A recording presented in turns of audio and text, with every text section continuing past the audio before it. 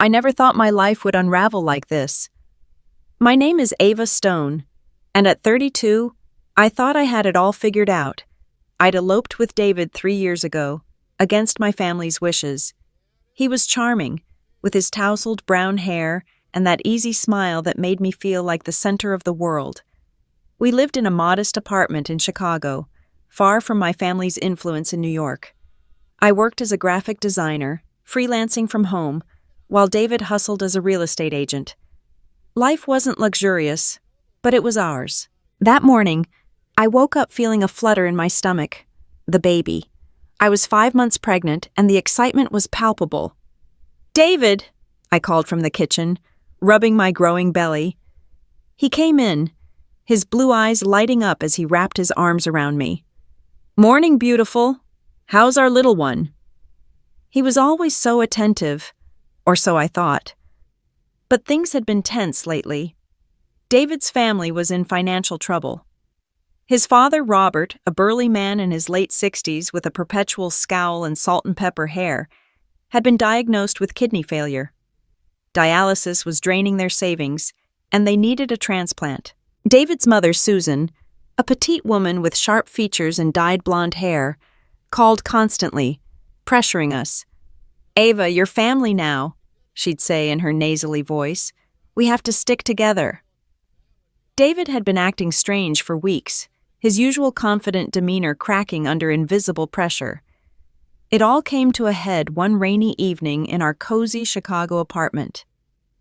The living room was dimly lit by a single lamp, casting long shadows across the worn leather couch where he sat, his head buried in his hands. His tousled brown hair, which I used to run my fingers through affectionately, now looked disheveled from stress. "Ava," he said, his voice muffled and heavy with defeat. "I messed up big time. That real estate investment I told you about, the one in the suburbs, it went sour. Bad partners, market crash. I owe $500,000 now. Creditors are calling nonstop. If we don't pay this off soon, we're ruined. We'll lose everything, the apartment, our savings, maybe even my job." I knelt beside him, my hand on his knee, feeling the familiar warmth of his faded jeans. At 32, I was 5 months pregnant, and the thought of financial ruin terrified me.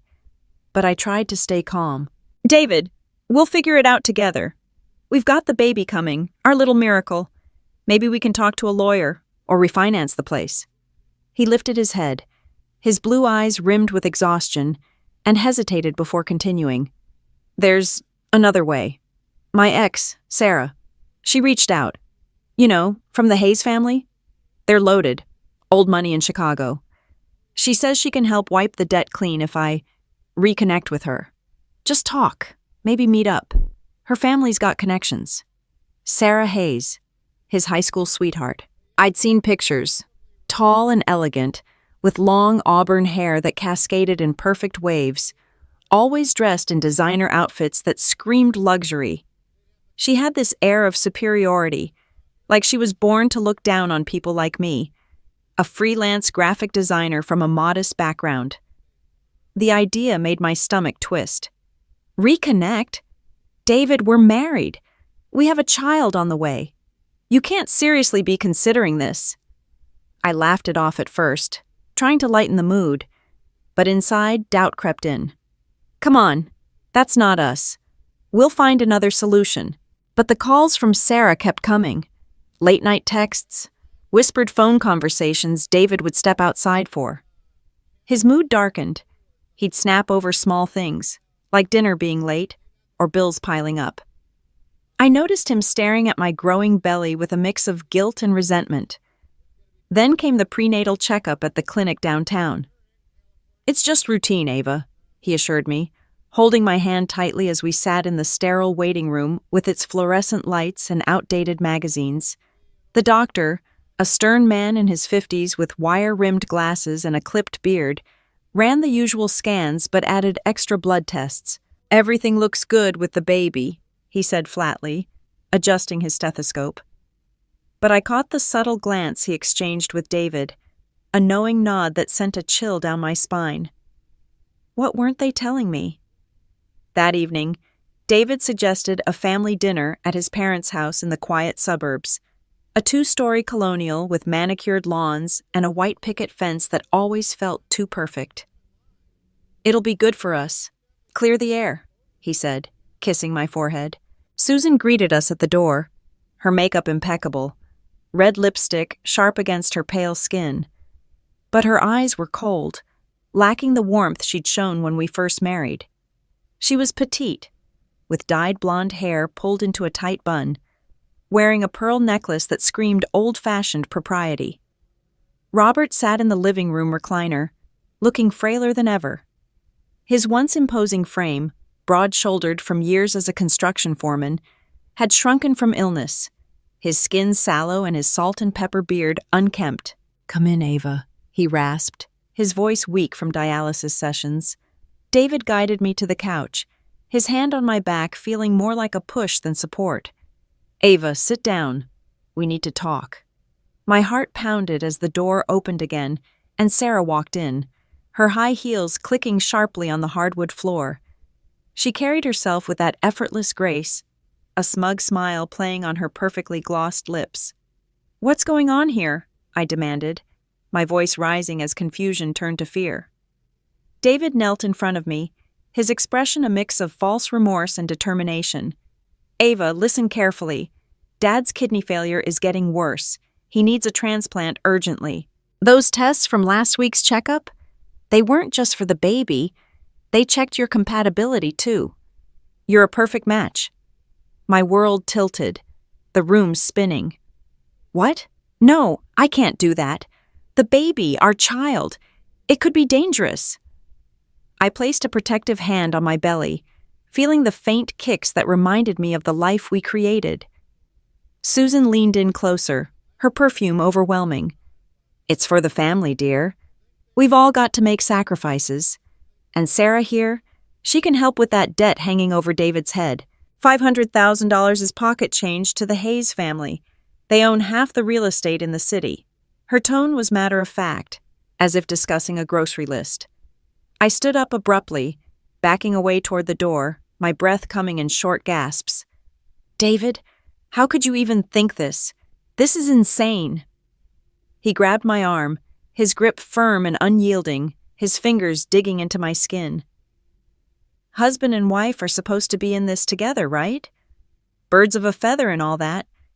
But when disaster strikes, sometimes we have to fly solo, or make tough choices.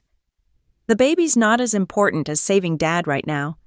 And honestly, our future looks brighter with Sarah's help. She's got the resources we need." Tears streamed down my face as panic set in. "Mom, Susan, I'm pregnant. For the child's sake, please don't do this. We can find another way." Susan scoffed, crossing her arms over her silk blouse. "You've been living and eating off us for 3 years, Ava. Free rent when times were tough. Groceries, even that car loan we co-signed. Consider this your repayment. It's only fair." David nodded toward the doorway, where 2 burly men had silently entered, hired muscle, expressionless with shaved heads and tattooed arms, looking like bouncers from a shady club. "Hold her down, guys," he instructed calmly, as if ordering coffee. I screamed, thrashing against their iron grips as they pinned me to the floor. "David, why are you doing this? I'm your wife. We took vows." He looked away, avoiding my pleading eyes, his jaw set. "Love means sacrifice, Ava. And Sarah, she's the one who can really save us all. This is for the greater good." They dragged me kicking and screaming toward a waiting black van parked in the driveway, the neighbors' lights flickering on in curiosity. The doctor from the checkup was already inside, syringe gleaming in his hand under the dim interior light. "Let's begin the procedure," David said coldly, climbing in after me. As the needle pricked my skin, sending a cold rush through my veins, I whispered desperately, "Wait, I have money. I can pay off everything. The debt, the medical bills. I'm the eldest daughter of the Stone family in New York. We're billionaires." They all burst into laughter, David shaking his head in mock pity. "The Stones? Everyone knows they have 3 sons, no daughter. Nice try, Ava. Really creative. The world faded to black. My last thoughts. A whirlwind of betrayal and despair. The first thing I registered was the sharp, unrelenting pain slicing through my right side, like someone had carved me open with a dull knife. My eyelids fluttered open to a blinding white room, sterile walls, fluorescent lights buzzing overhead, and the steady beep-beep of heart monitors echoing like a cruel metronome. The air smelled of antiseptic and something metallic, maybe blood. My blood. I tried to move, but straps held my wrists and ankles to the cold metal bed. Panic clawed at my throat as my hand instinctively reached for my belly. It was flat, empty. "My baby!" I cried out, my voice hoarse and breaking. "Where's my baby?" A nurse hovered nearby, a middle-aged woman with soft brown hair tied back in a bun, and eyes that held a flicker of sympathy, though her expression remained professionally detached. She placed a gentle but firm hand on my shoulder. "Shh, now. Try to stay calm." The procedure went smoothly. Mr. Miller's kidney transplant was a complete success. He's stable and recovering well. "Procedure?" I gasped, my mind reeling as fragments of memory flooded back. The van, the syringe, David's cold betrayal. What did you do to me? What about my child? Tears stung my eyes, hot and unstoppable. The pain in my side intensified with every breath, a throbbing reminder that something vital had been ripped away. The door swung open with a whoosh, and David strode in, his face lit with a triumphant grin that made my stomach churn.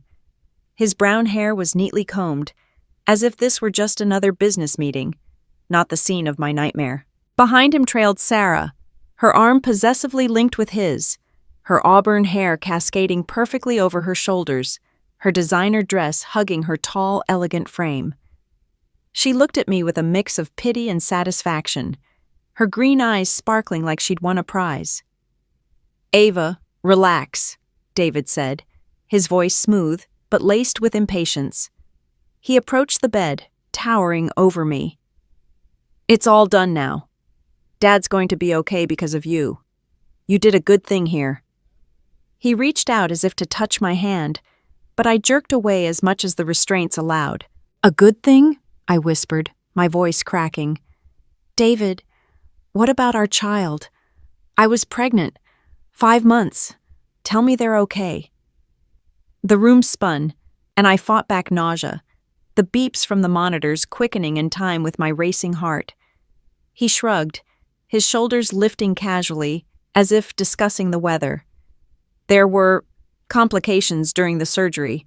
The baby didn't make it. But look," Sarah stepped up. "She wired the $500,000 this morning. Debt's gone. We're free now." His eyes flicked to Sarah, who nodded smugly, her lips curling into a small smile. Before I could process the horror of his words, Susan bustled into the room, her petite frame moving with frantic energy. Her dyed blonde hair was slightly disheveled, and her sharp features were flushed with a mix of relief and excitement. "Oh, thank heavens!" she exclaimed, clapping her hands together. She turned to the medical staff, the nurse, the doctor, and a couple of assistants standing by. "You all did marvelous work. Each of you, go to the office and pick up your $100,000 bonus. You've earned it." She waved them off dismissively, then focused on the wheelchair being pushed in by an orderly.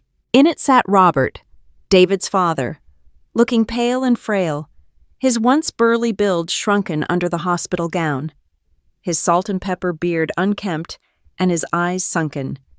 He managed a weak thumbs up, his voice raspy as he muttered, "Good job, team." "Take him to the recovery villa in the Hamptons right away," Susan instructed, fussing over him like a mother hen. "He needs the absolute best care. Ocean views, fresh air, no skimping." I struggled against the straps, ignoring the searing pain. "David, please, how could you do this? I told you in the van, I'm a Stone, the eldest daughter of the Stone family in New York. I could have paid everything, more than Sarah ever could. Why didn't you believe me?" David chuckled. a low, mocking sound that sent chills down my spine. He leaned against the bed rail, crossing his arms. Still clinging to that fantasy, huh? The Stones are New York's powerhouse. 3 sons running the empire. Everyone knows that. No secret daughter. You're just delusional, Ava. Probably from the stress. Sarah laughed softly beside him, her hand squeezing his arm. The doctor, a stern man in his 50s with wire-rimmed glasses and a crisp white coat, stepped forward and adjusted my IV drip without meeting my eyes. "We're not quite finished," he said casually, as if ordering coffee. "No anesthesia for the cornea removal. Miss Hayes specifically requested it, to ensure everything goes smoothly without complications." "Cornea?" My voice rose in terror, my good eye widening as horror gripped me. "You're taking my eyes too? David, stop this! You'll kill me!" Sarah stepped closer, her smirk widening, her perfectly manicured nails tapping on the bed frame. "Just one cornea, actually, for a dear friend of mine who's been waiting. The kidney was for Mr. Miller, of course, but why waste the opportunity? Extras fetch a good price on the market." She tilted her head, feigning sympathy. "It's business, Ava. Nothing personal." I screamed, thrashing wildly against the restraints, the monitors blaring alarms now. The nurse held me down with surprising strength, her kind eyes hardening. "It'll be over in 10 minutes at most. No chance of waking up after that. Just relax." David leaned in close, his breath warm against my ear, his voice a whisper meant only for me. "If you don't make it, Ava, it's cleaner this way. No loose ends. Sarah and we're getting married next month. Her family's auctioning that prime land in Chicago, worth billions. With her connections, I can build something real, an empire. You were always holding me back. Dead weight, like Mom said." Susan patted his back approvingly, her eyes gleaming. "Smart boy indeed. We've got a bright future ahead." As they turned to leave, the room closing in around me, I whispered through gritted teeth, "You'll all regret this, every single one of you." The doctor prepared another syringe, and darkness began to creep in at the edges of my vision. But just then, I heard a distant whirring. Rotors? Helicopters outside? My brothers. Could it be? No, I'd cut ties years ago to be with David. It had to be my imagination. Or was it? The world faded to black, leaving me in a void of pain and betrayal. I drifted in and out of consciousness, the world a hazy blur of beeps and sterile smells.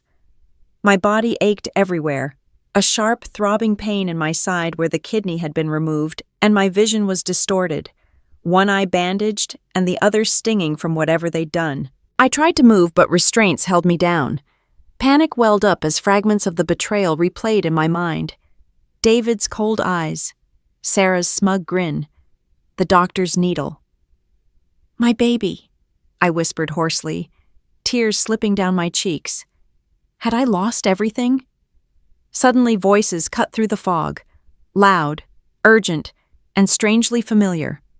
"Where is she? Ava Stone! Tell us now!" The door slammed open with a force that shook the room. 3 tall figures stormed in, their broad shoulders filling the doorway. They all had the same dark, wavy hair as mine, inherited from our late mother. Leading them was James, my eldest brother, his chiseled jaw set in determination, his piercing blue eyes scanning the room like a hawk. Beside him was Michael, the middle one, a doctor himself with his wire-rimmed glasses slightly askew and a medical bag slung over his shoulder. And then Alex, the youngest, his fists already clenched, his muscular build tense like a coiled spring, ready to explode. "Ava!" James bellowed, his voice booming with a mix of rage and relief as he spotted me on the bed. The 2 guards who'd been stationed outside jumped to their feet, hands reaching for their weapons. "Who the hell are you?" one barked, blocking their path. From the hallway, Sarah's shrill voice echoed in. "Security! Intruders! Call the police!" But my brothers didn't flinch. James shoved past the guard effortlessly. "We're the Stones from New York. Move, or you'll regret it." Chaos erupted. Alex didn't wait for words.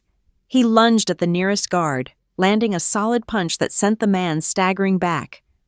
"Get away from her," he growled. Michael rushed to my side, his hands gentle as he undid the restraints and checked my vitals with a stethoscope from his bag. "Pulse weak, but steady," he muttered, his brow furrowed. He lifted the bandage on my eye carefully. "Oh God, Ava. They took your cornea. And the kidney. Scarring here. The baby." His voice cracked. "It's gone. Complications from the surgery." I let out a sob that tore from my chest. "No, my baby. Brothers, how did you find me? I thought I'd hidden everything." James knelt beside the bed, his large hand enveloping mine, his face a mask of controlled fury. "We never stopped looking after you, eloped. We respected your choice, but we had people keeping tabs, discreetly. When our contacts tipped us off about that prenatal checkup turning into something suspicious, we flew in immediately. We pieced it together. The compatibility tests, the hidden clinic. We got here as fast as we could." His eyes softened for a moment. "You're our sister, Ava. We couldn't let this happen." Alex, having subdued the second guard with a chokehold, turned to the cowering doctor in the corner. "Who ordered this? Names now!" The doctor, a sweaty man in his 50s with thinning hair, stammered. "The Millers, David, Susan, Robert, and Sarah Hayes. They paid for it all. Please, I was just following orders." James's eyes darkened, his voice low and dangerous. "They'll pay for this. Every last one." He signaled to a team waiting outside, our family's private security, efficient and armed. They secured the room while a helicopter's rotors whirred louder from the rooftop. "We're airlifting you to New York General," Michael explained, helping me onto a stretcher. "Best facilities, no questions asked." In the chopper, as the city lights blurred below, the adrenaline faded, and pain crashed over me like waves. I confessed everything through tears. I hid my identity for David. I didn't want the Stone name overshadowing our life. I thought love was enough. Michael adjusted my IV, his touch reassuring. "We know. Dad kept your existence secret for safety. After Mom's accident, we were paranoid about threats to the family. But you're the eldest Stone daughter, Ava. Always have been. We're just glad you're alive." Recovery was pure agony. Weeks of surgeries to repair the damage, physical therapy for my weakened body, and therapy for the grief over my lost child. My brothers were constants. James handling logistics with his CEO efficiency, Michael overseeing my medical care, Alex bringing takeout and cracking jokes to lift my spirits. One evening, as I stared out the hospital window, Alex asked, "What now? Revenge on those bastards?" I met his gaze, steel forming in my heart. "Yes, but on my terms. They'll learn what it means to cross a stone." The months following my rescue blurred into a haze of pain, therapy, and quiet rage. I spent weeks in the private wing of New York General Hospital, where Michael, my second brother, a renowned surgeon with his neatly trimmed beard and steady hands, oversaw my recovery personally. He'd rush in between shifts, his white coat flapping, adjusting my IVs and monitoring the transplant for my cornea. "The donor was a perfect match," he'd say, his voice calm but his brown eyes betraying worry. "You'll see clearly again soon, Ava. But the fertility, it's iffy. The trauma from the surgery and the drugs they used. Conceiving naturally might be difficult now." I lay there, staring at the sterile white ceiling, my body aching from the missing kidney and the phantom pains in my abdomen where our baby had been. The loss hit hardest at night, when the hospital quieted, and I'd clutch the empty space on my belly, tears soaking the pillows. "I can't be a mother again," I'd whisper to myself, the words fueling a vow that burned in my chest. David would never father children either. He'd stolen that from me. I'd ensure he paid in kind. James, my eldest brother, tall and imposing with his sharp jawline and salt and pepper hair, visited daily, bringing updates from the outside world. He ran the family business, a massive real estate empire in New York, and used his resources to track the Millers discreetly. "Robert's recovering well," he'd report one afternoon, sitting by my bed with a tablet in hand. "He's at their Hamptons villa, looking healthier already, thinner, but smug. David's engaged to Sarah now. They're flaunting it on social media." I'd scroll through the photos he showed me. David in a tailored suit, his brown hair slicked back, arm around Sarah's slender waist as she posed in her auburn curls and designer dresses. It made my blood boil. "And the land auction?" I asked, my voice steadier than I felt. James leaned in, his expression turning strategic. "The Hayes family is auctioning off that prime $2 billion plot in Chicago next month. It's a gold mine, perfect for development. David's obsessed. He thinks winning it will seal his place in Sarah's world and pay off any lingering debts. They're eyeing it as their ticket to the big leagues." I nodded, a plan forming. "Use it as bait," I said firmly. "Let them think they can win, then crush them. We keep our identities hidden for now. No leaks about me being a Stone. I want to surprise them when the time's right." Alex, my youngest brother, the hothead with his messy dark hair and perpetual 5 o'clock shadow, burst in then, fists clenched. "Ava, I say we go after them now, storm their villa, make them pay." He'd pace the room, his athletic build tense with anger. "They took your kidney, your eye, your baby. I can't just sit here." "Patience, Alex," James replied, clapping him on the shoulder. "Ava's right. We monitor them, hack their emails, tail their meetings. Robert's back in business meetings already, wheeling and dealing. Sarah's pulling strings with her family's connections. But we'll cut their funds first, freeze partnerships, sabotage deals quietly. Then, at the auction, we expose everything."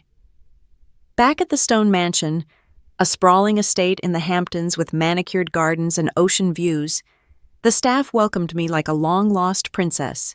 "Miss Ava," the butler said with a bow, his uniform crisp. Maids curtsied. Cooks prepared my favorite meals. It felt surreal after years of hiding my heritage in that cramped Chicago apartment. In the grand library, surrounded by leather-bound books and glowing fireplaces, we mapped it out. Isolate the Millers financially, then hit them publicly. They erased me from their lives, I told my brothers over dinner one evening, the candlelight flickering on our faces. Now, I'll erase their empire, step by step, on my terms. As I healed, the plan solidified. Physical therapy strengthened my body, endless sessions of walking laps in the indoor pool, building stamina despite the scar on my side. Emotionally, I journaled every betrayal, turning grief into strategy. David and his family thought they'd won. They had no idea the storm brewing. With my brothers by my side, I was no longer the victim. They'd awakened a force they couldn't contain. Revenge wasn't just coming, it was meticulously planned, and it would be sweet. The day of the auction arrived, and the Grand Hall in downtown Chicago was alive with anticipation. Crystal chandeliers hung overhead, casting a warm glow on the polished marble floors, while suited executives and real estate moguls mingled in clusters, their voices a low hum of speculation. The prize was a sprawling $2 billion plot of prime land, perfect for luxury developments, and exactly what David and Sarah had been scheming to snag for the Hayes family's expansion. I had learned about it through my brother's network. It was no coincidence that the Stones had quietly influenced the auction's timing. I arrived incognito, my bandaged eye concealed behind oversized sunglasses and a wide-brimmed hat that shadowed my face. My heart raced as I slipped into a seat near the back, scanning the room. There he was, David, looking every bit the confident dealmaker in his tailored navy suit, his brown hair slicked back, a smug grin plastered on his face as he whispered to Sarah.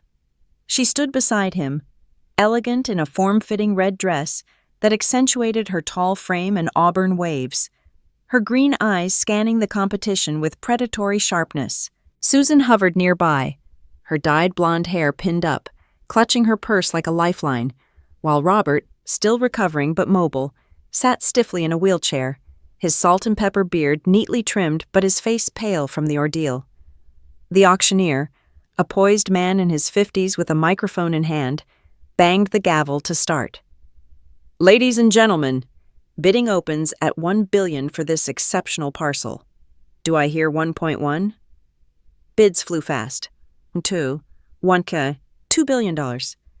David jumped in aggressively, raising his paddle. $25 billion, he called, his voice steady, eyes gleaming with victory. Sarah squeezed his arm, whispering, "This is it, darling. With this land, we're untouchable." I waited, my pulse steadying as the bid slowed. When the room quieted at $3 billion, I stood, removing my hat and sunglasses to reveal myself. Gasps rippled through the crowd. David's face drained of color, his blue eyes widening in shock. "Ava? You're alive?" he stammered, his confident posture crumbling as he gripped the paddle tighter. "Surprised to see me, David?" I replied, my voice calm but laced with ice. I walked closer, the room's eyes on us. "After what you did, taking my kidney, my eye, my child, you thought I'd just disappear? Well, here I am." Sarah stepped forward, her smug expression faltering into a sneer. "What are you doing here? You're supposed to be gone. Broken. I smiled faintly. "Oh, I've got resources you couldn't imagine. $4 billion, I bid, my voice echoing. The auctioneer nodded, stunned. David recovered, fury twisting his features. "You can't afford that. $4.5 billion. But I wasn't done. Drawing on the Stone family funds unlimited for this purpose, I raised again. $5 billion. The room fell silent. Sarah whispered urgently to David, "She's bluffing, she has to be." He shook his head, sweat beading on his forehead. "Impossible.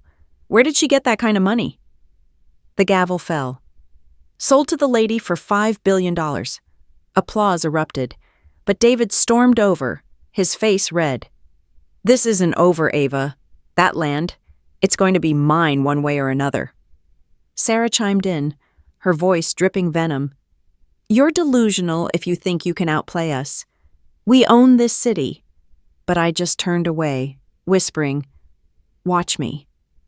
Post-auction, the real trap sprung. David's lawyer filed for divorce the next week, claiming the land as joint marital property since we were still legally married. In the sterile courtroom, with its wooden benches and fluorescent lights, David sat across from me, looking defiant in another sharp suit. His attorney, a slick man with gelled hair, argued, "My client is entitled to half. They were married when the asset was acquired." I laughed softly, leaning back in my chair. "Joint property? After you tried to kill me for parts? Wait for it, David. This is just the beginning." My brother's legal team dismantled their case, but I let it drag, just enough to build his false hope.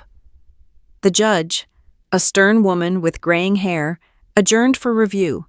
As we left, David cornered me in the hallway. "Ava, please, let's talk. I was desperate. Dad was dying. Forgive me?" His eyes pleaded, but I saw the calculation behind them. "Forgive?" I echoed. "You sold me out for money and Sarah. Now you'll see what real desperation feels like." The lawsuit failed spectacularly when we revealed the organ theft evidence, but by then, the damage to his reputation was done. The land was mine, and so was the power to dismantle him piece by piece. A few days after the auction, I decided to visit the construction site for the land I'd just acquired. It was a sprawling plot on the outskirts of Chicago, dotted with excavators and skeletal frameworks rising against the gray sky. I needed to see it with my own eyes, to feel the power I'd reclaimed. Dressed in a simple black coat to hide my still healing scars, I walked the perimeter alone, my bandaged eye throbbing under the sunglasses. My brothers had warned me to be cautious, but I insisted on handling this phase myself. "Revenge on my terms," I told them. As I rounded a corner near a stack of steel beams, David emerged from the shadows, flanked by two burly men in leather jackets. Hired thugs, no doubt. His tousled brown hair was disheveled, and his blue eyes, once so charming, now burned with desperation and rage. He looked thinner, his suit rumpled, as if he hadn't slept since the auction. "Ava," he snarled, stepping closer. "You think you can just waltz in and steal what's mine? Sign over the land. Now." One of the men handed him a folder, divorce papers, and a property transfer agreement. "We're still married. Half of that's joint property. Sign it, or things get ugly." My heart raced, but I stood my ground. "David, you ambushed me? You think papers will fix this?" He laughed bitterly. "You should have stayed dead. Sarah and I, we're building something real. That land is our ticket. Sign, and maybe I'll let you walk away." Before I could respond, a roar of engines approached. My brothers arrived in a black SUV, screeching to a halt. James, tall and commanding with his chiseled jaw set in fury, jumped out first. Michael followed, his glasses glinting as he assessed the scene medically. And Alex, fists already clenched, charged forward like a bull. "Get away from her!" Alex bellowed, tackling one thug to the ground. James pinned the other against a beam. Michael rushed to my side.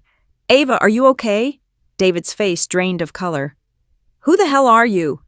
James stepped forward, his voice like thunder. "We're her brothers, the Stones from New York. You know, the family you dismissed as a lie? The ones who just bankrolled that $5 billion bid." Michael's eyes narrowed. "We know everything. The fake checkup, the surgery, the organ theft. You're done." David dropped to his knees, the papers scattering in the dirt. "Ava, please, forgive me. I was desperate. The debt, Dad's health. I love you. We can start over." Tears streamed down his face, but they rang hollow. I knelt to his level, my voice cold. "Love? You killed our child for money. You took my future as a mother." I nodded to Michael, who had arranged a discreet procedure through his medical contacts, a surgical intervention to ensure David could never father children. It wasn't violence, it was justice, mirroring my loss. "You'll never be a father," I whispered as the sedative took hold. "Dreams castrated, literally." We left him there, unconscious, for the authorities we'd tipped off. Later at the business exchange meeting in a sleek downtown conference hall, I exposed them all. Flanked by my brothers, I presented evidence, medical records, wire transfers, auction bids. Partnerships dissolved like smoke, funds frozen, deals canceled. Sarah's elegant facade cracked as her family's name was dragged through the mud. The Millers' empire crumbled overnight. It wasn't just revenge. It was reclamation.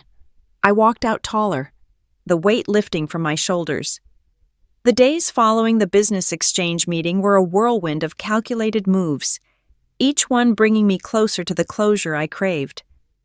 David lay in a hospital bed in Chicago, his once charming face now pale and gaunt under the fluorescent lights, tubes snaking from his arms.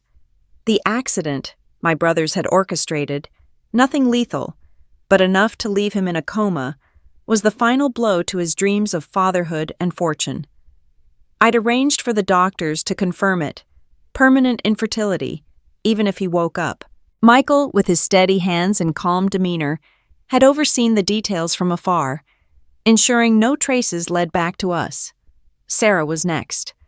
The Hayes family thought they were untouchable, with their sprawling estate and political connections, but James had pulled strings in New York.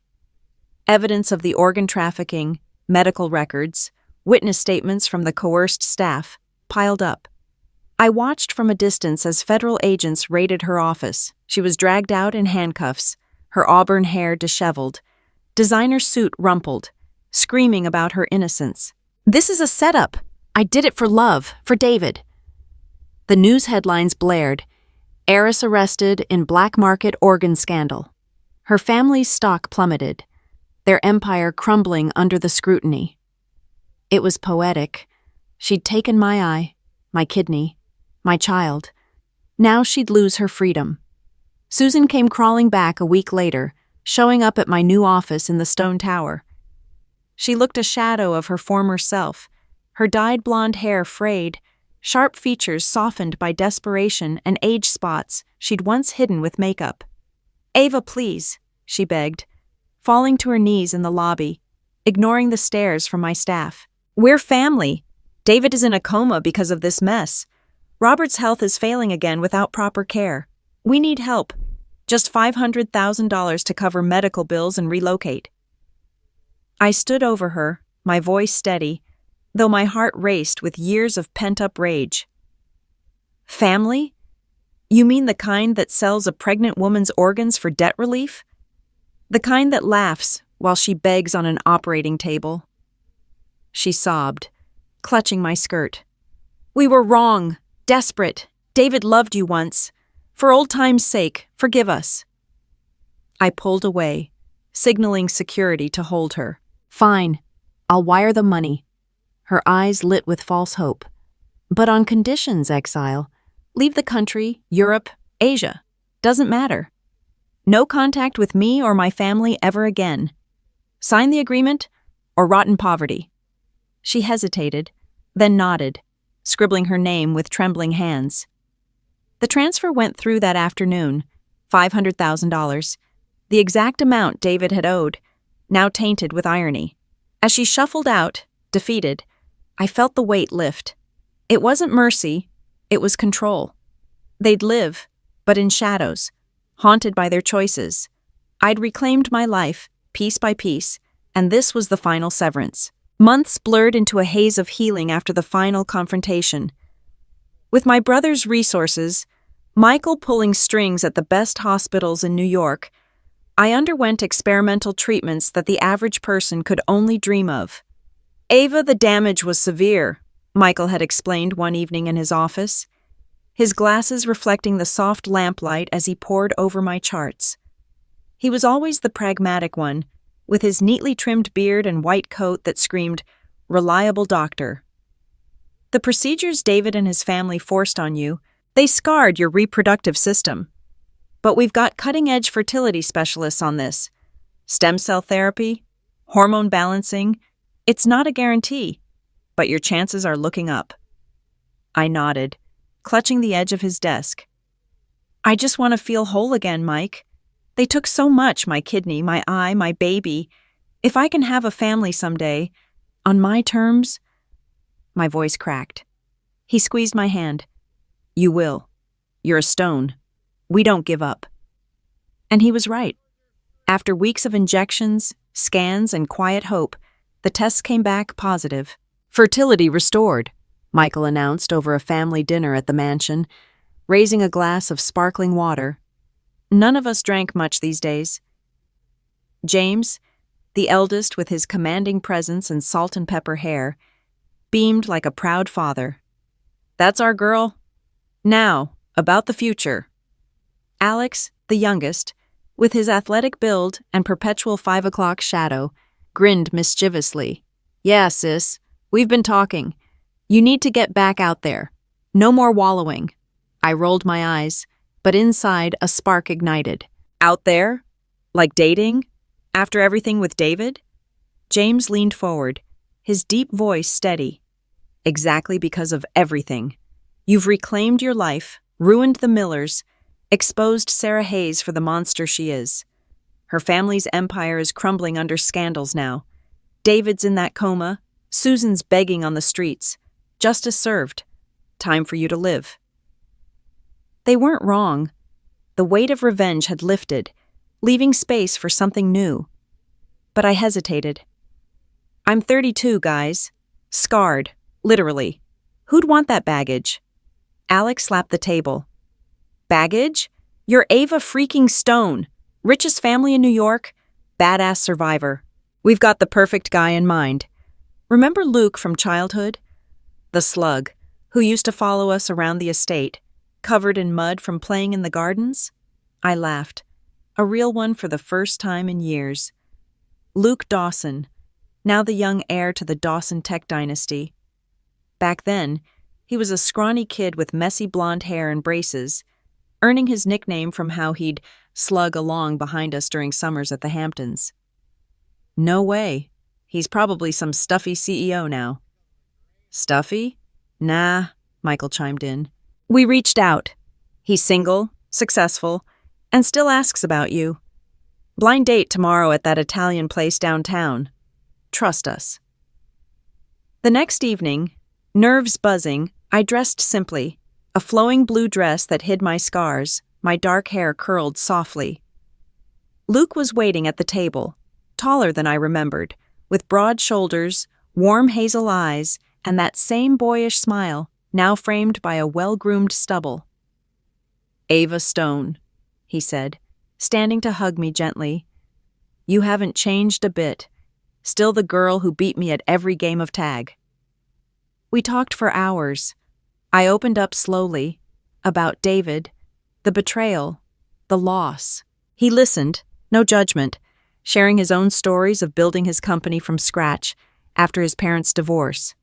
Life throws curveballs, he said, sipping wine. But look at you, stronger than ever. I always admired that, even as the slug trailing behind. By dessert, laughter flowed easily. Slug no more, I teased. You're all grown up, he grinned. And you're radiant. If you'll let me, I'd love to see where this goes. No pressure. Just us. Walking home under the city lights, I felt peace settle in. The Millers were ruined.